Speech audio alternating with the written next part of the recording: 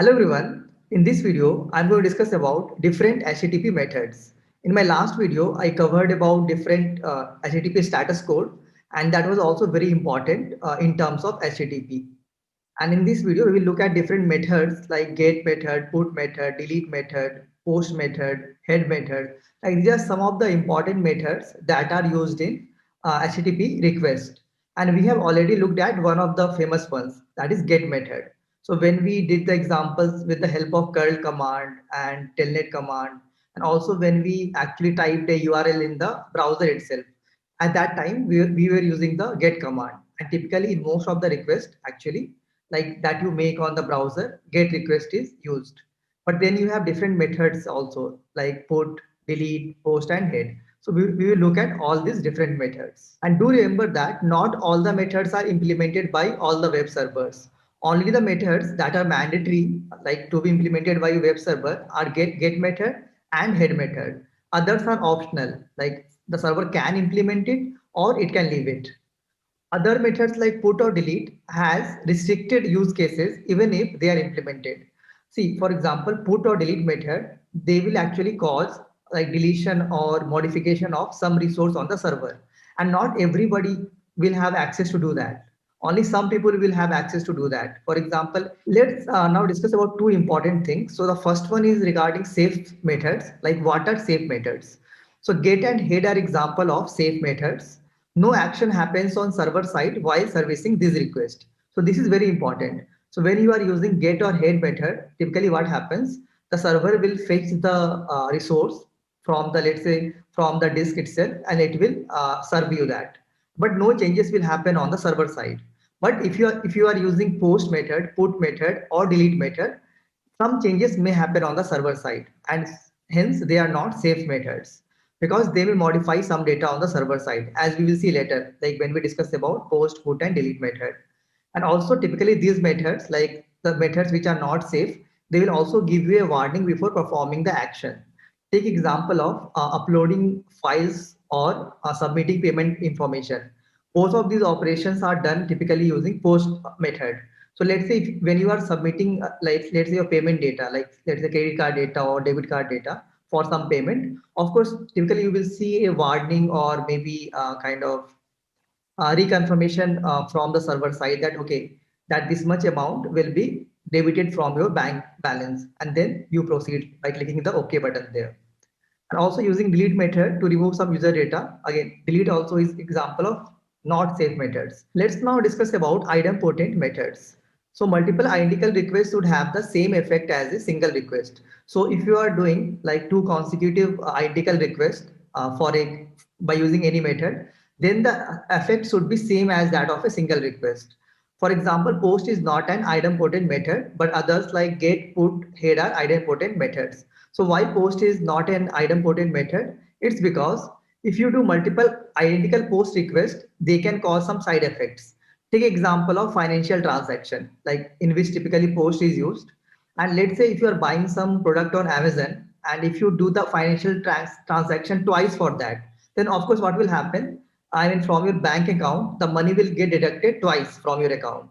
And typically this happens sometimes. Let's say if you're going for some payment and it gets stuck, maybe you will open new tab and again do the payment for that. And you will see that from your bank account, money has been deducted twice actually, because you did the transaction twice.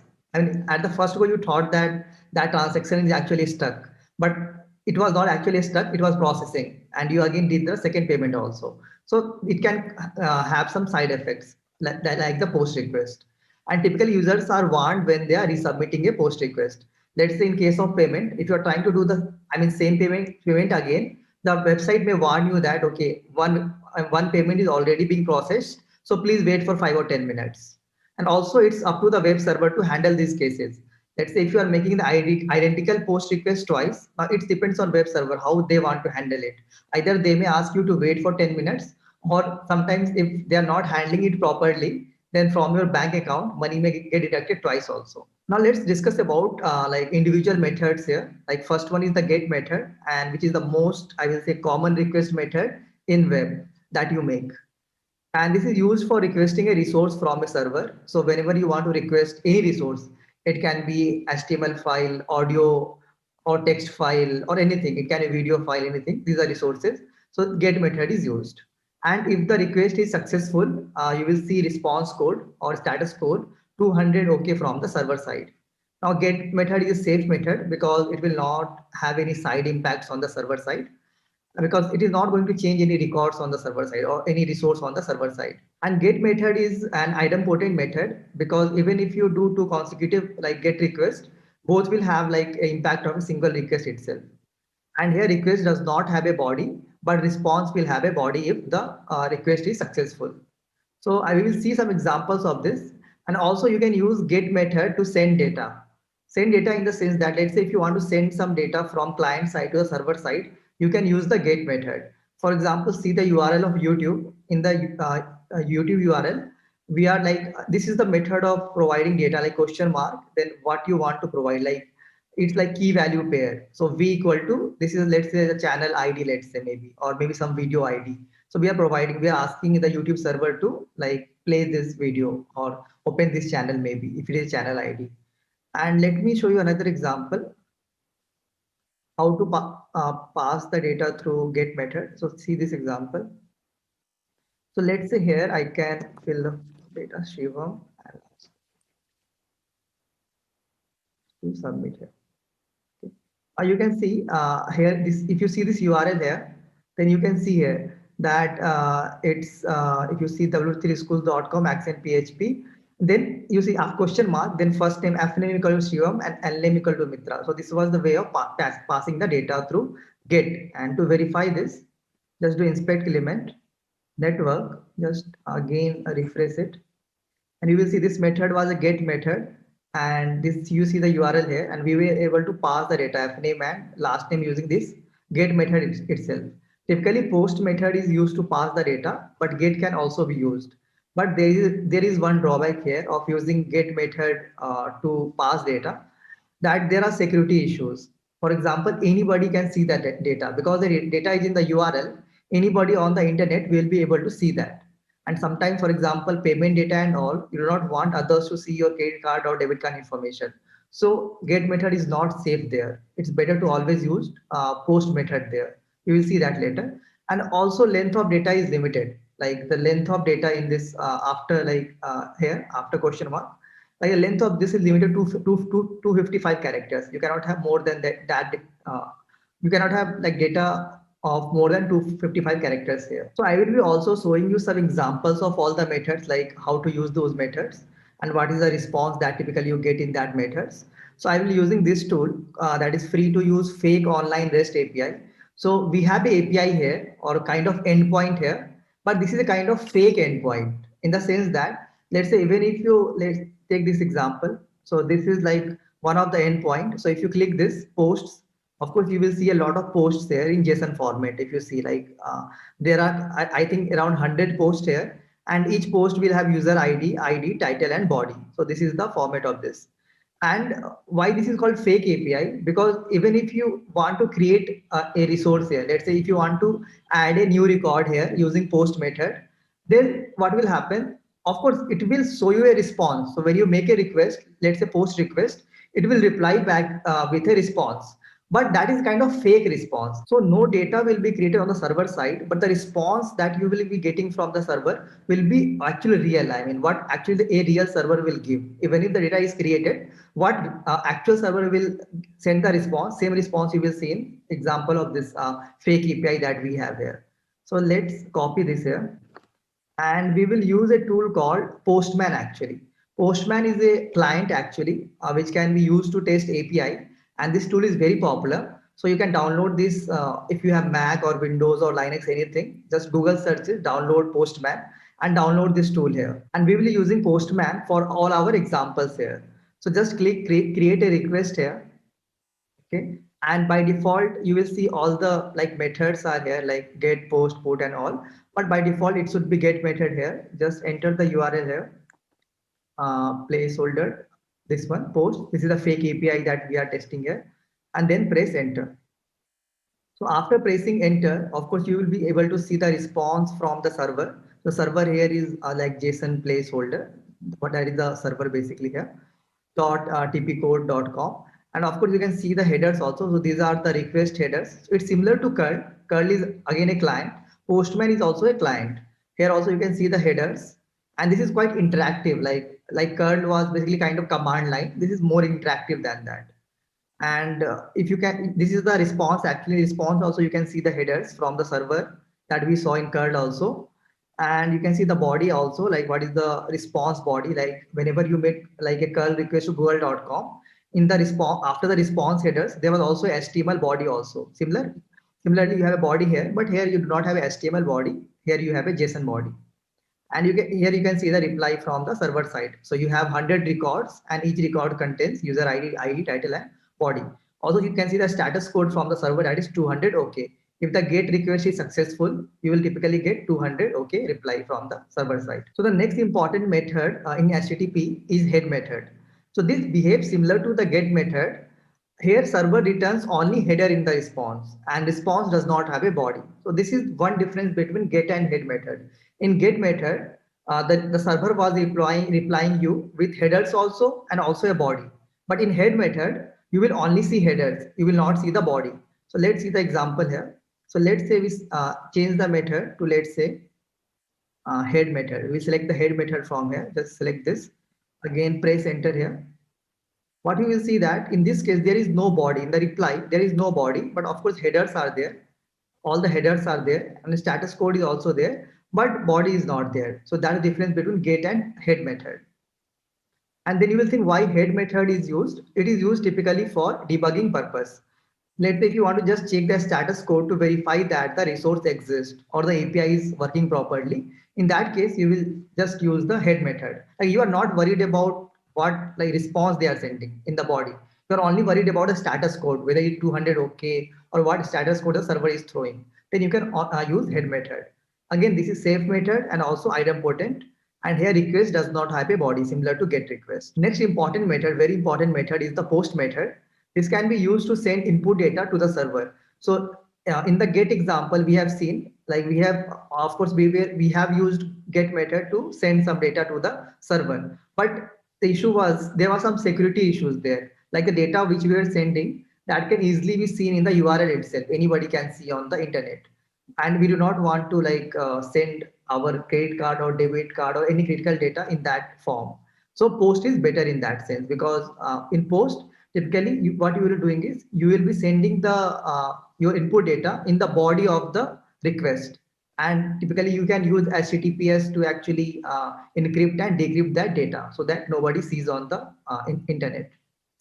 Now this is used for creating new resources under a parent resource. Like this is very important. Post method is used for creating new resources under a parent resource. For example, here the parent resource is posts here, right? This is the parent resource, and inside this posts resource, there are a lot of sub resources. Like there are a lot of posts, like with ID1, ID2. Those are sub resources. And if you want to create a new post, then you can use a post method. We'll see the examples in some time. Typically, this is used in submitting forms, uploading files, submitting payment information. These are typical use cases of post method. And also it will throw you status code 201 if the this operation is successful. Now post method is not safe, and we will see with some examples why it is not safe. And as I've explained before, that this is also not idempotent. Like I've given the example of like doing financial transaction. In post method, request should have a body with the input data, because typically post is used like to send some data. So in the request body, you should provide that data. Also in post method, response will have a body. So let's take example to understand this. So in post method, we have to provide some data. So what we will do is we will just copy some data from here after making get request. We'll copy this data here. And what we can do is we can change this to post now. Post method. So you see the body option here. Just go to body option here, and we will select here raw data and text. We want to like this is data is JSON in JSON format. So we'll select JSON here. We'll paste this data. We'll just format it properly. Remove this. Now let's say if you want to create a new post, let's say in that you do not have to provide the ID, because you want to create a new post inside this posts parent resource. So it will automatically assign an ID to that. Let's say if the number of posts here is like 100, if you're creating some new post, it will assign the ID 101 or ID number 101 to this. User ID will name this, let's say 11. This test message. This also will just maybe test post message. Again, test post message. Okay. Now this is done and just press enter now. So you see what happened here.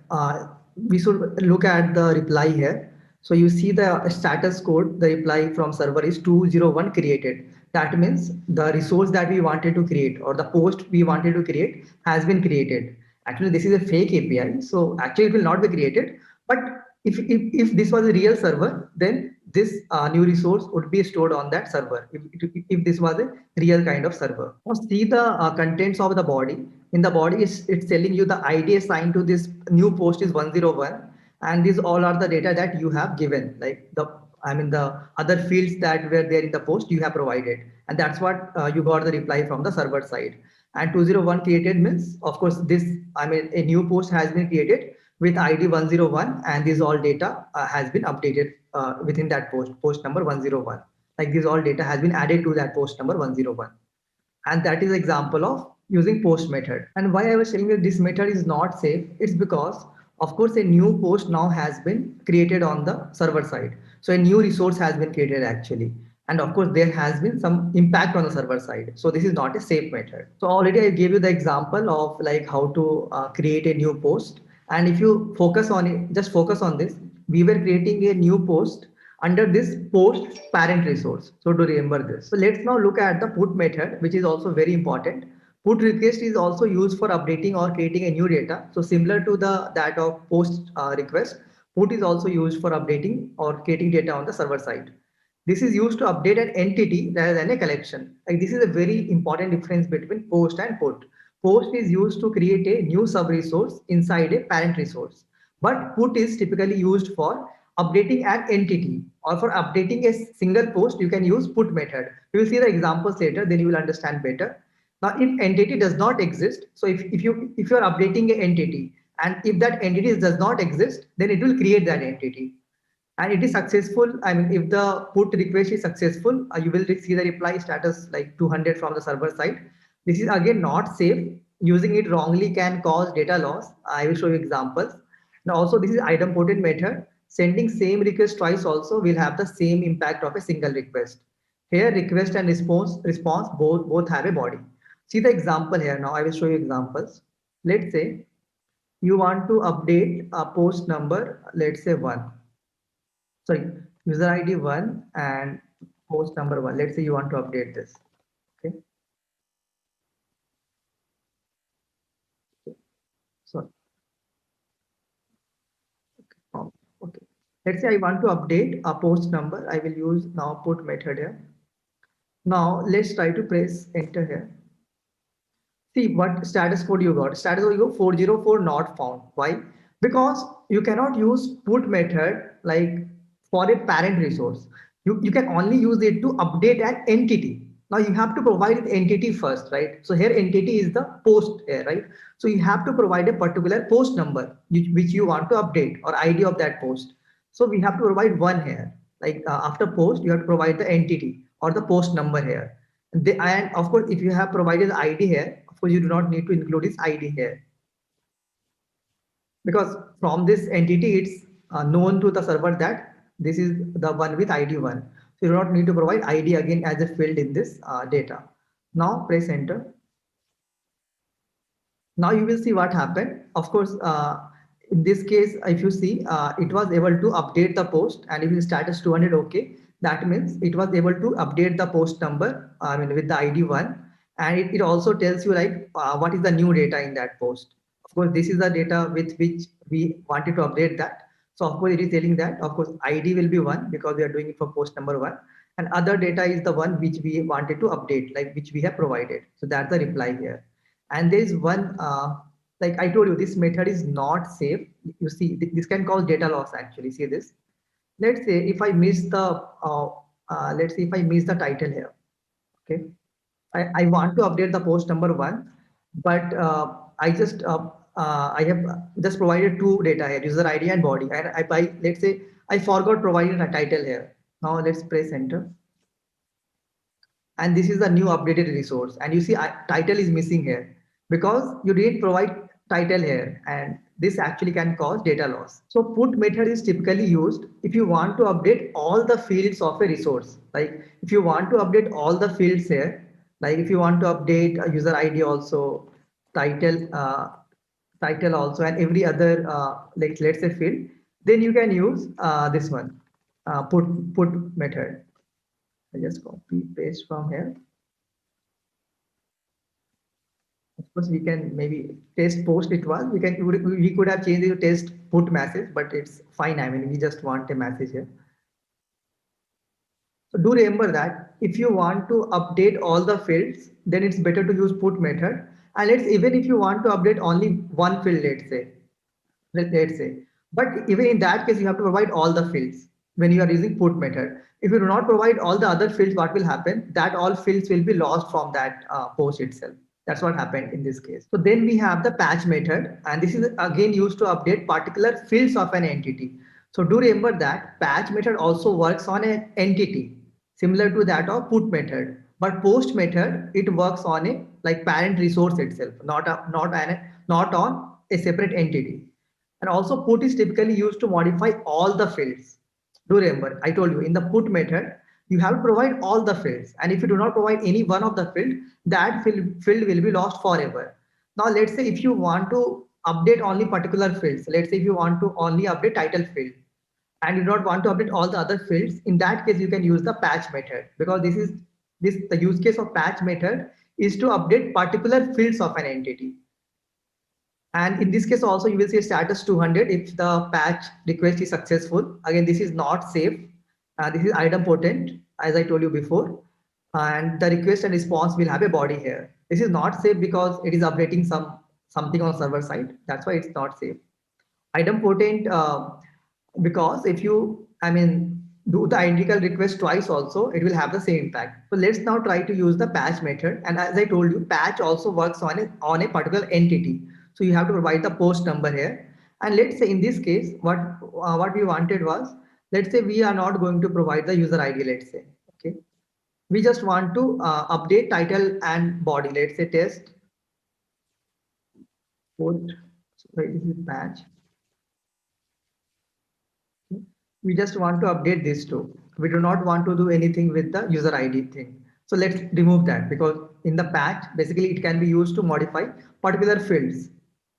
Now let's press enter.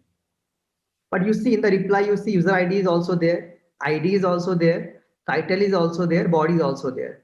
That's because, as I told you, in this case, there is no data loss. It actually updated these two, title and body, and other things like other fields of this post number one, remain as it was. There is no data loss here. But in the case of like put request, of course, let's say if you just take this example again, if you do this, the response will be different. I mean, the data of a user ID is lost here because you did not provide it here. So that's the difference between put and I will say patch. And patch, I didn't show you the request header here. Status, sorry, the status is 200 OK. If the patch request is successful, you will see 200 OK here. Next one is the delete method. This is used to delete an entity identified by the request URI. So let's say if you want to delete a particular resource from the server, you can use the delete method. It will permanently delete that resource. It will also, the server will also throw you a status 200 if the delete operation is successful. This is again not safe because again, this is causing some impact on the server side. It is deleting some resource. So this is not safe. Now this method is idempotent because if you try to delete a deleted resource, I mean, there will be no side impact of that because that resource is already deleted and you are again trying to delete it. So of course, the server will throw you with some error that, okay, this is not possible basically. And here also request and response will have body, but it's optional here typically. So let's see the example of delete. Let's select delete here. And again, delete also works on an entity here. So we have to provide, let's say we want to delete post number one. Just here body is also not needed. So just remove this. We just want to delete post number 1. Remove the body here. Just do this as none. Press enter. Now you see there is nothing. Reply is the empty. If you see there is empty dictionary. So this is empty reply. And you see status 200. Okay. That means the delete operation was successful. You can also try to delete any post number like 100. So that's all for this video. And you can also try out the examples by downloading the Postman client and also the fake API tool that I have used. And maybe you can also develop a real API for testing if you want to. Like if you want to learn, you can maybe write some code and develop a real API also, and then maybe do this testing like what I have done. And also like we can also like do all of these like what we have done with Postman using curl command also. We can do all of those also. But in curl, doing put request, delete request, like they have different syntax, they have different commands, and maybe it may become a bit complex for you now, like if you're learning for the first time. But maybe in another video, in a separate video, I will also show you how to do put operation, delete operation, post operation, head operation using curl command also, in maybe in some separate video again. And the next video, I will cover the difference between persistent versus non-persistent connections. Like what is the difference between persistent and non-persistent HTTP connections in the next video. Thank you.